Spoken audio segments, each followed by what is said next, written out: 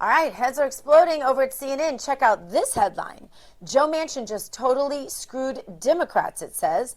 The West Virginia senator wrote an op-ed in the Charleston Gazette Mail newspaper, and he let his state and the world know that he will not support the Democrats for the People Act that would federalize election law and ensure that Democrats stay in power for eternity. And he also said he would not support ending the filibuster. So it's going to take 60 votes to do anything in the Senate. And as you know, that chamber is tied 50-50.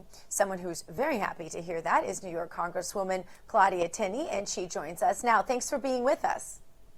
Thank you. Great to be on, Dr. Gina. Congresswoman, you're the chairwoman for the Election Integrity Caucus that you yourself launched. So you have to be pleased with Senator Manchin's decisions on this, correct?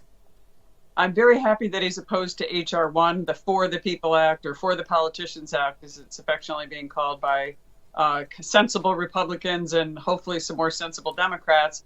The problem I see, though, is unfortunately, I hope Joe Manchin doesn't buy into H.R. 4, which would be the John Lewis Voting Rights Act, which would overturn a Supreme Court decision back in 2013 that would now allow and go back to federalizing elections again and requiring states to get pre-approval for passing election laws from the federal government, which the Democrats hope to completely control at that point, which means we're going to be subject to the Biden Justice Department to determine whether election laws are going to be passed and whether we actually get common sense reform and maintain the election integrity that we desperately need in our election process. And I applaud the states that are doing that now to make sure that we have election integrity.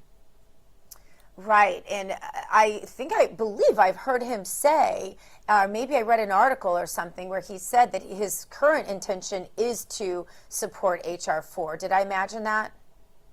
No, he is supporting H.R. 4 from what we know. And as long as we don't bust up the filibuster, so to speak, we should still be able to not allow that to pass. I mean, what the Democrats are trying to do is bypass everything that the Supreme Court may rule on right now, using revising laws, and that's what H.R. 4 is.